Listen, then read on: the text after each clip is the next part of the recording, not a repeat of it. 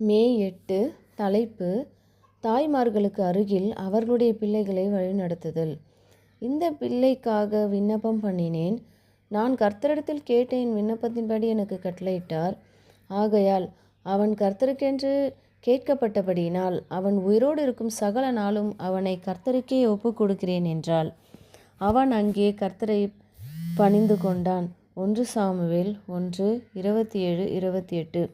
கிறிஸ்துவின் குணத்தை வெளிப்படுத்த தங்கள் பிள்ளைகளை பயிற்றுவித்து ஒழுங்குபடுத்தும் போது கிறிஸ்துவ தாய்மார்கள் தாங்கள் தேவனுக்கு உடன் வேலையாட்கள் என்பதை உணர வேண்டும். இந்த பணியில் அவர்கள் பரலோக தூதர்களின் ஒத்துழைப்பை பெற்றிருப்பார்கள். ஆனால் இந்த பணியானது வருந்தத்தக்க விதத்தில் அசட்டை செய்யப்படுகிறது. இந்த காரணத்திற்காகவே தம்முடைய சொந்த சுதந்திரத்தில் இருந்து, அதாவது குடும்பத்தின் இளைய அங்கத்தினர்களிடமிருந்து கிறிஸ்து சூறையாடப்படுகிறார். ஆனால் பரிசுத்த ஆவியானவர் உள்ளே வசிப்பதன் மூலம் மனுகுலமானது தெய்வீகத்துடன் உடன் வேலையாளாக இருக்கலாம். தம்மிடம் அந்த பிள்ளைகளை சேர்த்து கொண்ட அந்த நிகழ்வின் போது கொடுக்கப்பட்ட கிறிஸ்துவின் பாடங்கள் நமது மனங்களில் ஆழமான உணர்வை ஏற்படுத்த வேண்டும். கிறிஸ்துவின் வார்த்தைகள் சிறு பிள்ளைகளை அவரிடம் அழைத்து வர பெற்றோரை ஊக்குவிக்கிறது. அவர்கள் வழி தவறியவர்களாக மனிதர்களுக்கே உரிய உணர்ச்சிகளை உடையவர்களாக இருக்கலாம். ஆனால் இது அவர்களை கிறிஸ்துவிடம் அழைத்து வருவதை தடை செய்யக்கூடாது.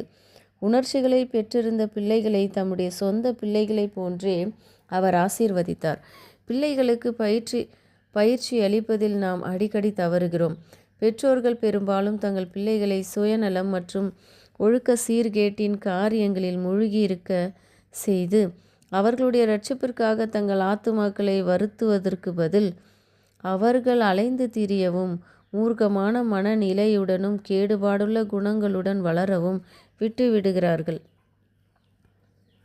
தேவனுடைய நாமத்தின் மகிமைக்காக தங்கள் பிள்ளைகளை பயிற்றுவிக்கவும் அவர்களுக்கு கற்பிக்கவும் தேவன் கொடுத்த பொறுப்பை அவர்கள் ஏற்பதில்லை. தங்கள் பிள்ளைகளுடைய நடக்கைகளினால் அதிருப்தி அடைந்து அவர்களுடைய தப்பிதங்களுக்கான காரணம் தங்களுடைய அலட்சிய போக்குதான் என்பதை உணரும்போது மனமடிவாகி மனம் தளர்ந்து போகிறார்கள். ஆனால் தேவனுக்காக தங்கள் பிள்ளைகளுக்கு கல்வி அளிக்கும் பயிற்றுவிக்கும் பாரத்திலிருந்து பெற்றோர் ஒருபோதும் விடுவிக்கப்படுவதில்லை என்பதை புரிந்து கொண்டால் ஊக்கமான ஜெபம் மற்றும் வேலையினால் தேவனுடன் ஒத்துழைத்து தங்கள் வேலையை விசுவாசத்துடன் செய்வார்களானால் தங்கள் பிள்ளைகளை இரட்சகரிடம் கொண்டு வருவதில் அவர்கள் வெற்றி காண்பார்கள். தகப்பன்மார்களும் தாய்மார்களும் தங்கள் ஆவி, ஆத்துமா, சரீரம் ஆகிய அனைத்தையும் தங்கள் பிள்ளைகளை பெறுவதற்கு முன்னமே தேவனுக்கு அர்ப்பணிப்பார்களாக. ஆமேன்.